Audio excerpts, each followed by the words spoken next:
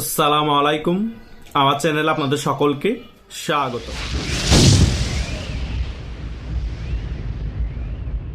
বাংলাদেশের অন্তর্বর্তীকালীন সরকারের প্রধান উপদেষ্টা ডক্টর ইউনূসকে বিশ্ব মিডিয়া এখন দূরবীন দিয়ে খুঁজছে। অনেকের মনে প্রশ্ন হতে পারে, কেন হঠাৎ করে ডক্টর ইউনূসকে সকলে দূরবীন দিয়ে খুঁজছে? তার মেইন রিজন হচ্ছে আগামীতে যে 12ই ফেব্রুয়ারি একটি পাতানো নির্বাচন দিবে, সে বিষয়ে ডক্টর ইউনূস থেকে ইন্টারভিউ নেওয়ার জন্য।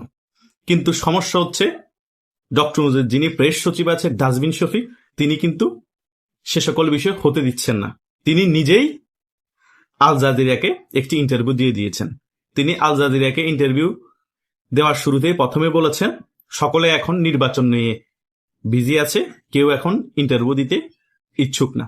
যখন আল জাজিরার এক সাংবাদিক এই ডাস্টবিন শফিককে জিজ্ঞেস করলো যে বাংলাদেশের মধ্যে এত পরিমাণ মব হচ্ছে, বিভিন্ন সংবাদ মাধ্যমের কার্যালয় জ্বালিয়ে পুড়িয়ে ছাই করে দেওয়া হচ্ছে এবং অনেক হিন্দু যুবককে মিথ্যা অপবাদ দিয়ে পিটিয়ে মেরে ফেলে জ্বালিয়ে পুড়িয়ে ছাই করে দেওয়া হচ্ছে, আপনারা কি ভূমিকা পালন করেছেন এবং বাংলাদেশের প্রশাসন কি ভূমিকা পালন করেছে? যখন এই প্রশ্ন জিজ্ঞেস করা হয়, তখন তিনি ঢালাওভাবে বলে দেন যে আমরা সেনাবাহিনী এবং পুলিশকে মোতায়েন করেছিলাম, তারা সেখানে কঠোরভাবে ভূমিকা পালন করতে পারেনি। মানে তাদের উপর দোষ চাপিয়ে দেয়, সেনাবাহিনীর উপর দোষ চাপিয়ে দেয়। তাহলে তো বাংলাদেশের মধ্যে প্রত্যেকটা জায়গায় এরকম মব সংগঠিত হয়েছে, আরো বিভিন্ন রকম হত্যা গুম হয়েছে, সকল কিছুতেই সেনাবাহিনী তাদের ভূমিকা পালন করেনি। তাহলে কি সেনাবাহিনী ইন্ধন দিয়ে সকল কিছু করাচ্ছে? এই ডাস্টবিন শফিকের কথা মতো তো সেটাই বোঝা যাচ্ছে। সেনাবাহিনী কি আপনাদের হুকুম মানে না, নাকি সেনাবাহিনী যেটা বুঝে সেটাই করে? মেন ঘটনা হচ্ছে আপনারা নিজেরাই মব করতে দিয়েছেন এবং সেনাবাহিনী পুলিশকে আগে থেকেই বলে দিয়েছেন যারা মব করছে তাদের উপর যাতে কোনো ধরনের প্রেশার ক্রিয়েট না করা হয়। যখন মব শেষ, তখন আমরা দেখতে পেয়েছি সেনাবাহিনী পুলিশ গিয়ে ওই জায়গাগুলো ক্লিন করতেছে। শুধু তাই নয়, এই যে আপনার প্রথম আলোর কার্যালয় ভেঙে আগুন ধরিয়ে দেওয়া হয়েছে, যখন ফায়ার সার্ভিস আসতেছিল সে জায়গায় পর্যন্ত তারা মব করে ফায়ার সার্ভিসকে আসতে দেয়নি, পুরো যাওয়ার জন্য অপেক্ষা করতে বলেছে। সেনাবাহিনী পুলিশ দাঁড়িয়ে দাঁড়িয়ে দেখেছে, এটাও আমরা দেখেছি। ধানমন্ডি 32 যখন বারবার বুলডোজার নিয়ে বারবার এই জঙ্গিরা গিয়ে আক্রমণ করে ভেঙে ফেলছিল, তখনও কিন্তু প্রথমবার যখন ভেঙেছিল তখনও সেনাবাহিনীর সামনে ভেঙেছিল, সেনাবাহিনী কিছু করে নাই। পরবর্তী সময়ে আরো অনেকবার গিয়ে ভেঙেছে, বুলডোজার নেওয়া হয়েছে, তখনও পুলিশ এবং সেনাবাহিনী কিছু করে নাই। এবং পুলিশ এবং সেনাবাহিনীর সামনে অনেক নিরীহ মানুষের উপর মব করা হয়েছে শুধু আওয়ামী লীগ 200 ট্যাগ লাগিয়ে। তাহলে কি সকল কিছুর মূলে সেনাবাহিনী, নাকি সকল কিছুর মূলে আপনারা? গণমাধ্যমের কাছে আপনারা কি জবাব দিবেন? জবাব তো দিতেই পারেন নাই। এখন আপনাদের দোষ আড়াল করার জন্য সেনাবাহিনীর উপর দোষ সকল কিছু চাপিয়ে দিয়েছেন, প্রশাসনের উপর সকল দোষ চাপিয়ে দিয়েছেন। যে প্রশাসন আপনাদের কথা শুনে না, তাহলে আপনাদের মতো এ সকল উপদেষ্টাদেরকে দিয়ে এতদিন কি করে বাংলাদেশ চলেছে চিন্তা করুন। প্রশাসন আপনাদের কথা শুনে না, কোন রাজনৈতিক দল আপনাদের কথা শুনে না, সেনাবাহিনী আপনাদের কথা শুনে না, কোন সংবাদ মাধ্যম আপনাদের কথা শুনে না, তাহলে আপনারা কিভাবে দেশ চালিয়েছেন? হাওয়ার উপর দেশ চালিয়েছেন। আওয়ামী লীগের নিরীহ কর্মীদেরকে তো মপ করে জেলে ভরে দিতে সকল কিছু সমর্থন দিতে পারেন। আদালত চত্বরে তো বিভিন্ন নিরীহ মানুষদের উপর ডিম নিক্ষেপ করাতে পারেন, পারেন না? পারেন তো। আনিস আলমগীরের মতো সাহসী সাংবাদিককে তো গ্রেপ্তার করাতে পারেন মিথ্যা মামলা দিয়ে, পারেন তো। সকল কিছু শুধু আওয়ামী লীগের ক্ষেত্রে সকল কিছু আপনারা পারেন, অন্যদের ক্ষেত্রে আপনারা মব দমন করতে পারেন না। সেনাবাহিনী কিছু করে নাই, সেনাবাহিনীর উপর দোষ চাপিয়ে দেন, সেনা প্রধানের উপর দোষ চাপিয়ে দেন, পুলিশের উপর দোষ চাপিয়ে দেন। আরে ভাই, তাহলে তোমরা কে? তোমরা কি ধন ছাড়া? তোমাদের কি ধন নাই? তোমাদেরকে জনগণ এই উপদেষ্টা মন্ডলীতে বসিয়েছে দেশটাকে সুন্দরভাবে শাসন করার জন্য, নতুন বন্দোবস্ত, নতুন সংস্কার করার জন্য। বরং নতুন বন্দোবস্ত তো হয়নি, সংস্কার তো হয়নি, তোমাদের নিজেদের পকেটের সংস্কার হয়েছে, তোমাদের ফ্যামিলির সংস্কার হয়েছে এবং দেশের যত টাকা ছিল ওগুলো তোমরা লুটপাট করে বিদেশে পাচার করে দিয়েছো।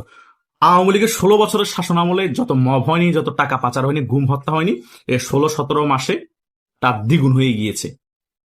আরো 6-7 মাস আগে বিসিবির এক পরিচালক তো ক্লিয়ারলি বলে দিয়েছে, বাংলাদেশ ক্রিকেট বোর্ডে আওয়ামী লীগ আমলে 16 বছরের যত দুর্নীতি হয়নি, এই 10-12 মাসে তার কাছাকাছি দুর্নীতি ক্রিকেট বোর্ডে হয়ে গিয়েছে। তার মানে শুধু একটা বিসিবি মানে ক্রিকেট বোর্ডে এই পরিমাণ দুর্নীতি 10-12 মাসে হয়ে গিয়েছিল। প্রত্যেকটা বাংলাদেশের যত সেক্টর আছে, চিকিৎসা খাত, শিক্ষা খাত এবং অন্যান্য যত খাত আছে, তাহলে ওই সকল খাতে কি পরিমাণ দুর্নীতি হয়েছে চিন্তা করুন।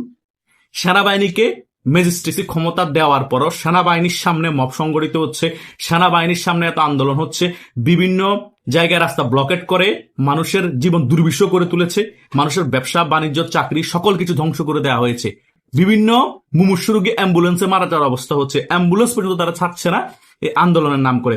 সেনাবাহিনী কোথায়? এদেরকে এত প্রায়োরিটি দেওয়ার কি আছে?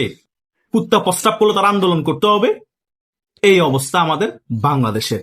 সরকারদের সেনাবাহিনীর উপর ব্লেম, আর সেনাবাহিনী বলে দেশের সার্বভৌমত্ব রক্ষা করার জন্য, দেশের মানুষের দুর্ভোগ যাতে না হয় সেগুলা আমরা তদারকি করছি, এবং দেশের মানুষকে শান্তি শৃঙ্খলা ভাবে রাখার জন্য আমরা সকলের সেনাবাহিনী খুবই অ্যাক্টিভলি কাজ করছি। কই, আমরা অ্যাক্টিভলি কাজ তো দেখতে পাইনি 16-17 মাসে।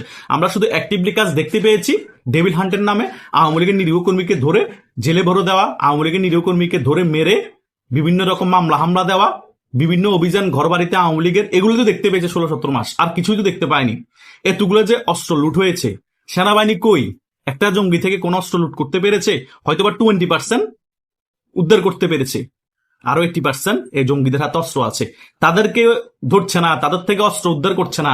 আওয়ামী লীগের নিরীহ কর্মীদেরকে ধরে ধরে মারা হচ্ছে, মব করা হচ্ছে, জেলে ভরে দেওয়া হচ্ছে। আর এই সকল জঙ্গিরা যখন কোনো জায়গায় মব করে, সেনাবাহিনী পুলিশ দাঁড়িয়ে দাঁড়িয়ে দেখছে। তাদেরও কিছু করার নাই তোরে ভাই, তারা নিজেরও ভয়ে থাকে। তাদের উপর কখন মব হয়? পুলিশের উপর মব হইতেছে, আর্মির উপর মব হইতেছে, তো সাধারণ জনগণকে তারা কি নিরাপত্তা দিবে? ব্লেম গেম খেলতেছে। সেনাবাহিনী দোষ দিবে সরকারের, সরকার আমাদেরকে করতে দিচ্ছে না। পুলিশ দোষ দিবে আওয়ামী লীগের সরকারের, সরকার আমাদেরকে করতে দিচ্ছে না। সরকার দোষ দিবে আমরা পুলিশকে, নির্দেশ দিচ্ছি, পুলিশ কঠোরভাবে দমন করছে না। আমরা আর্মিকে নির্দেশ দিচ্ছি, আর্মি কঠোরভাবে দমন করছে না। আমরা ভাই 16-17 মাস পরে এইরকম ব্লেম গেম দেখতে চাই না। একে অপরকে ব্লেম দিবেন, কিন্তু কাজের কাজ কিছু করবেন না, কোনো লাভ নাই। সেনাবাহিনী ম্যাজিস্ট্রেসি ক্ষমতায় থাকার পরেও তাদের সামনে যদি এই পরিমাণ মব হয়, সেনাবাহিনী যদি আরো 5 মাস 10 মাস আগে ব্যারাকে ফিরে যেত, বাংলাদেশে তো ডেইলি হাজার হাজারে করে মানুষ মারা হতো প্রত্যেকটা জেলা উপজেলায়। এখনো বিভিন্ন মানুষকে মেরে মেরে বিভিন্ন নদী খালে বিলে ফেলে দেওয়া হচ্ছে, অজ্ঞাত কত লাশ পাওয়া হচ্ছে ডেইলি। এগুলো সংবাদ মাধ্যমে প্রচার করা হয় না। আর এই ডাস্টবিন শফিক এসে আল জাজিরার মধ্যে উল্টাপাল্টা বক্তব্য দেয়। এই সকল চাপাবাজি একমাত্র এই ডাস্টবিন শফিকই করতে পারে। বাংলাদেশের ইতিহাসে একজন প্রধান উপদেষ্টার প্রেস সচিব এরকম চাপাবাজি মিথ্যাচার করতে পারে এরকম কোনো নজির নেই। এই ডাস্টবিন শফিকই নজির স্থাপন করেছে। এই যে হিন্দু মানুষদেরকে এভাবে করে টর্চার করা হচ্ছে, মিথ্যা অপবাদ দিয়ে মেরে ফেলা হচ্ছে, এই যে জামাতের লোকেরা হিন্দুদের বাড়িতে গিয়ে আগুন দিয়ে জ্বালিয়ে পুড়ে ছাই করে দিচ্ছে, আর হিন্দুরা জামাতের সাথে যদি ভোটের প্রচারণা না করে তাদেরকে মেরে ফেলার হুমকি দেওয়া হচ্ছে, এগুলোর ব্যাপারে এই অন্তর্বর্তীকালীন সরকার কি ব্যবস্থা নিচ্ছে? কোনো ব্যবস্থা নিচ্ছে না। কারণ হিন্দুরা দেশের সংখ্যালঘু, হিন্দুদেরকে মেরে ফেললেও কি হবে, তাদের ঘর বাড়ি জ্বালিয়ে পুড়ে ছাই করে দিলেও কি হবে? কোনো সমস্যা নাই। এটাই বুঝি আমাদের দেশের আইন। বাংলাদেশ শুধু মুসলমানের বাংলাদেশ না, বাংলাদেশ হিন্দু বৌদ্ধ খ্রিস্টান সাঁওতাল পাহাড়ি যত ধরনের আছে বাংলাদেশের, আদিবাসী সহ সকলের বাংলাদেশ হচ্ছে আমাদের এই বাংলাদেশ। আমাদের এই বাংলাদেশে কোনো বৈষম্যের ঠাঁই নেই। বরং এই 5 আগস্টের পরে এই অন্তর্বর্তীকালীন সরকার এবং এই এনসিপি টোকাইরা, জামাত ইসলামী আর অন্যান্য বিএনপি যত দল আছে সকলে বৈষম্য তৈরি করেছে। বাংলাদেশের 50% মানুষকে একদিকে ঠেলে দিয়েছে, আর এই 50% মানুষ মিলে তারা বাংলাদেশে রাজনীতি করছে, তারা পাতানো ভোট দিয়ে দিচ্ছে, তারাই সকল কিছু উপভোগ করছে। যে 50% মানুষ বাংলাদেশ আওয়ামী লীগের সমর্থন করে তাদেরকে দমন নিপীড়ন করা হচ্ছে। সংবাদ মাধ্যমে কি এই সকল সত্য কি এই ডাস্টবিন শফিক তুলে ধরেছে? তুলে ধরা নাই। কিন্তু আল জাজিরার সাংবাদিকরা সকল কিছু জানেই বিদে ডক্টর ইউনূসের সাথে একটি ইন্টারভিউ করতে চেয়েছিল। এই ডাস্টবিন শফিক করতে দেয়নি, এবং অন্তর্বর্তীকালীন সরকার আরো যে সকল উপদেষ্টা আছে তাদের কাছ থেকে ইন্টারভিউ নিতে দেয়নি। কারণ সত্য অনেক কিছু প্রকাশ হয়ে যাবে, অনেক প্রশ্ন উত্তর দিতে পারবে না। সে কারণে এ সকল কার্যকলাপ করেছে ডাস্টবিন শফিক। নিজে এসে বিভিন্ন রকম মিথ্যাচার ছড়িয়েছে, বিভিন্ন রকম উল্টাপাল্টা কথা দিয়েই এই সাংবাদিকদেরকে গুমরা করার চেষ্টা করা হয়েছে, কিন্তু কোনো লাভ হয়নি। জনগণ সকল কিছু জানে, বাংলাদেশে কি হচ্ছে বিশ্ব মিডিয়া সকল কিছু জানে। এটাই হচ্ছে বাস্তবতা। আশা করছি আপনারা সকল বিষয় বুঝতে পেরেছেন। আপনাদেরও যদি কোনো মতামত থাকে কমেন্ট করে জানাতে পারেন। ধন্যবাদ সকলকে।